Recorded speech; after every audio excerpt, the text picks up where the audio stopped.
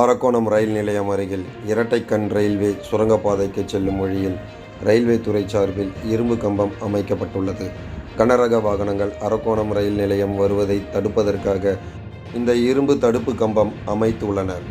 இந்த இரும்பு கம்பம் வளைந்து நெளிந்து எப்போது வேண்டுமானாலும் கீழே விழுந்து விடுவது போன்ற நிலையில் அமைந்துள்ளது. இதனால் அந்த வழியாக செல்லும் வாகன ஓட்டிகள் மற்றும் பாதச்சாரிகள் தலைக்கு மேலே ஆபத்து காத்திருக்கிறது என்ற திக் பயணத்துடன் அந்த இடத்தை கடந்து செல்கின்றனர்.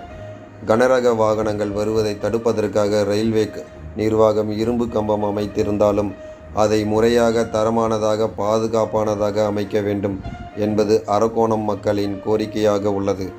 எனவே விபத்து ஏற்படும் முன்பு ரயில்வே நிர்வாகம் விழித்து கொள்ள வேண்டியது அவசியம் என்கின்றனர் சமூக ஆர்வலர்களும் வாகன ஓட்டிகளும்.